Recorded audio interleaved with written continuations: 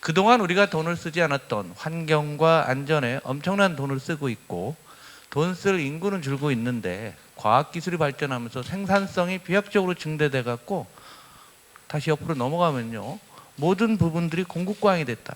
공급과잉 아닌 게 어딨냐 이게요. 우리나라에서 공급과잉 가장 심각한 게 바로 언론사입니다. 뉴스핌도 이런 걸 하는 이유는 공급과잉을 돌파하겠다고 이 세미나를 저희랑 같이 하는 거예요. 그죠? 우리나라 자산운용 오늘 발표했지만 거기도 자산운용사도 공급과잉이 되는 거죠. 공급과잉 아닌 게 없죠. 그런데 이게 이미 발생한 지 한 15년, 20년 됐는데 그동안 눌려왔죠. 뭐로? 부채로 눌러왔습니다. 어느 나라나 역사상 지구가 생긴 이래로 빚이 가장 많이 있습니다. 이런 상태에서 신자유주의와 세계화 때문에 전 세계적인 경쟁이 벌어지니까 결국 세상의 모든 아젠다는 양극화로 집중될 수밖에 없고 어느 나라나 양극화에 대한 몸살을 앓고 있는 거죠. 그러면서 세상은 저성장, 저투자, 저금리 뭐 이런 거로 갖고 높은 거는 고실업밖에 없습니다. 이런 상태에서 코로나가 발생하면서 이러한 순환 구조가 더 빨라졌다라고 우리가 저는 이해를 하고 있고요. 바로 이런 제가 주장하는 수축사회라는 거대한 틀이 한국적인 해법이 케인 뉴딜 정책이라고 저는 생각합니다. 그래서 케인 뉴딜 앞에는 꼭 한마디 단어가 붙어요. 미래 전환이라는 용어가 붙습니다.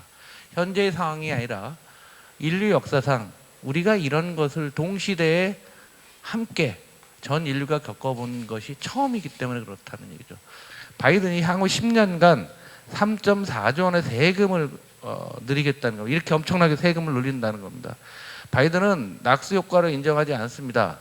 그러니까 세금을 많이 걷어서 어디다 쓰겠다는 얘기예요. 어디다 쓰실 건데요? 라고 물어봤더니 이런 데 쓰겠다는 겁니다.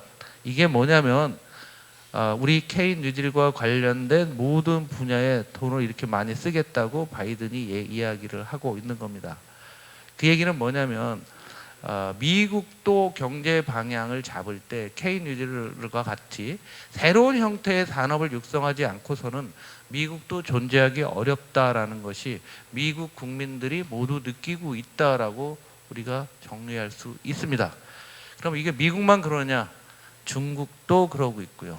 EU에서도 독일 같은 나라도 가만히 경제 정책을 뜯어보면 다 우리 케인 뉴딜 정책과 유사합니다.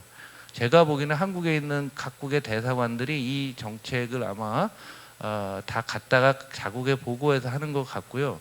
이 안에서도 아마 거기서 파견된 분들이 지금 이걸 열심히 중개하고 있을 가능성이 상당히 높다라고 저는 생각합니다. 마지막 결론인데요.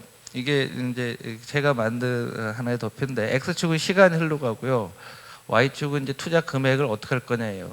중간에 라인으로 쭉 긋은 거는 우리가 어떤 정책을 시행할 때 이게 총 100조가 들어가면 한 번에 100조를 못 씁니다. 5년에 걸쳐서 20조씩 5년이 걸친다든가 10조씩 10년에 걸쳐서 단계별로 우리가 정책들을 통상 하잖아요. 그런데 이런 정책은 딴 나라는 다 하고 있어요.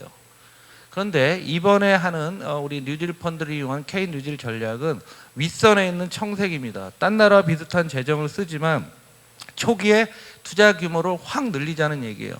확 늘려놓게 되면 다른 나라, 단계적으로 한 나라보다 격차가 확 벌어지게 됩니다. 우리가 그걸 흔히 초격차라고 하죠.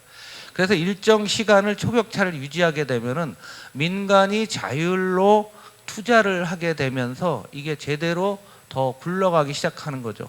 그러다 보면 다른 나라와 갭이 훨씬 더 커질 수 있다는 얘기입니다.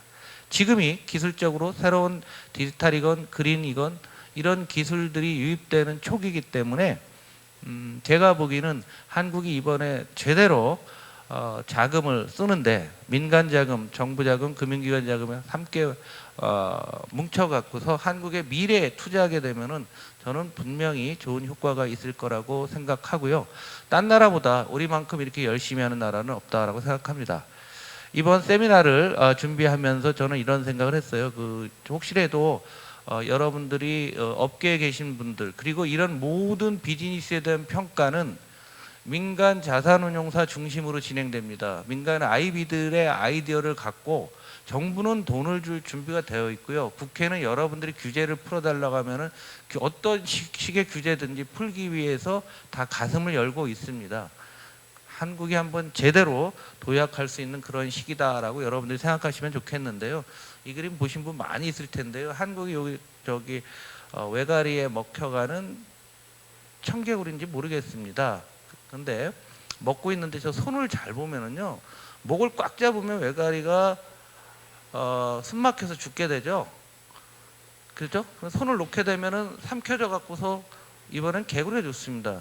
우리나라가 바로 이런 청개구리와 같은 굉장히 중요한 모멘텀에 있는데 바로 이 손에다 힘을 넣어주는 게 K뉴질이 아닐까라고 생각하면서 강의 마치겠습니다. 감사합니다.